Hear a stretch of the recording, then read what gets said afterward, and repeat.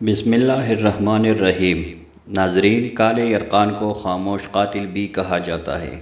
کالا یرقان جگر پر حملہ آور ہوتا ہے اور اس کے نتیجے میں جگر سکڑ جاتا ہے اور پیٹ میں پانی بھر جاتا ہے۔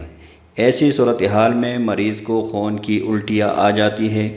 مسلسل قبض رہنے کی وجہ سے دماغ پر اثر ہونے لگتا ہے اور مریض بے ہوش ہو جاتا ہے۔ ایسے مریضوں میں کینسر کا خطرہ بڑھ جاتا ہے۔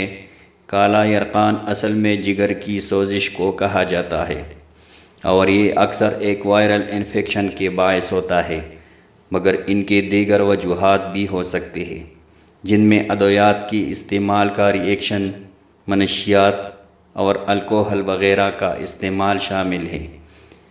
اکثر یہ بیماری علامات کا سبب نہیں بنتی اور ایک شخص اس بیماری کے ساتھ برسوں تک اسے جانے بغیر رہ سکتا ہے۔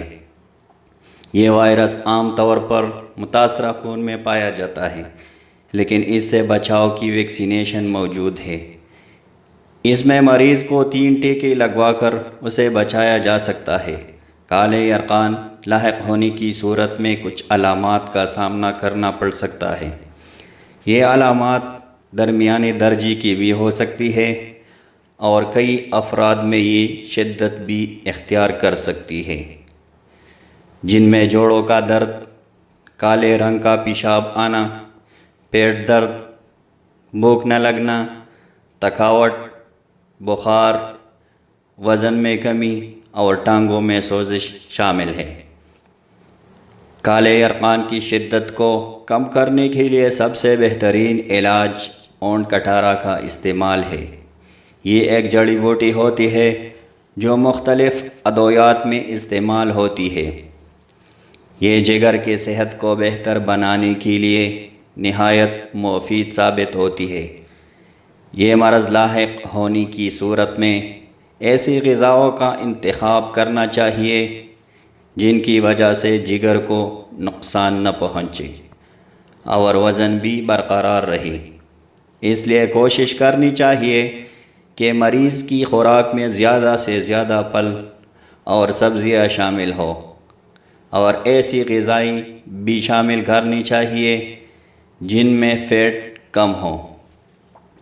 مچھلی، انڈے کی سفیدی اور لوبیا کو باقاعدگی سے استعمال کرنی چاہیے اور خشک میوجات کے استعمال کو بھی یقینی بنائیں۔ مولی ہر قسم کے یرقان کے لیے بہترین غذا ہے۔ 1 عدد مولی دوپہر کے کھانے میں بغیر روٹی کھانا چاہیے۔ ساتھ میں اس کے پتے بھی اچھی طرح دھو کر سلاد کے طور پر کھانے میں شامل کرنے چاہیے۔ کینو اور گاجر کا جوس ملا کر پینا دنیا کا سب سے اعلیٰ ترین نسخہ ہے جو جگر کو دوبارہ تعمیر کرنے میں اہم کردار ادا کرتا ہے۔ ناظرین، یہاں پر کچھ ایسے سبزیوں کے نام شامل کریں گے جو جگر کی حفاظت میں اہم کردار ادا کرتے ہیں۔ جگر کو صاف رکھنے کے لیے لیموں پانی ایک اہم ذریعہ ہے، کیونکہ لیموں اور پانی کے ساتھ ملنے سے جگر جو انزائم بناتا ہے، اتنی وافر مقدار میں جگر کسی اور غذا کی پانی سے ملنے پر نہیں بنا سکتا۔ ہرا دھنیا جسم سے بھاری دھاتیں خارج کرنے میں مدد دیتا ہے، جس سے جگر کو بہتر طریقے سے کام کرنے کا موقع ملتا ہے۔ لہسن میں سلفر کے مرکبات موجود ہوتے ہیں جو جگر کے انزائمز کو فعال کرنے میں مدد دیتے ہیں۔ جگر کی صفائی کے لیے چقندر عرصۂ دراز سے استعمال کیا جاتا رہا ہے۔ اس میں اینٹی آکسیڈنٹس اور ریشے کی وافر مقدار موجود ہوتی ہے، جس سے فاسد مواد کے اخراج میں آسانی ہوتی ہے۔ ہلدی بھی جگر کو خراب ہونے سے بچاتی ہے۔ یہ جگر کے خلیے دوبارہ بنانے میں مدد کرتی ہے اور جگر کو تندرست بنانے میں اہم کردار ادا کرتا ہے۔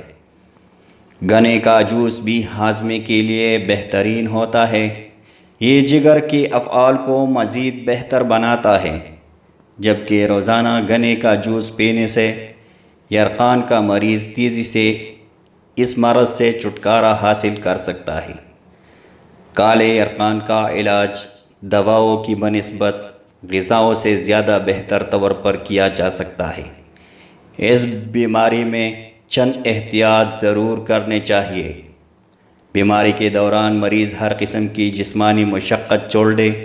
نمک، مرچ اور گھی میں پکے ہوئے کھانوں کے بجائے پھل اور کچی سبزیاں استعمال کرے۔ جگر کو سہارا دینے والی غذاؤں کو اپنی خوراک میں شامل کرنا آپ کی مجموعی صحت اور بحالی میں معاون ثابت ہو سکتا ہے۔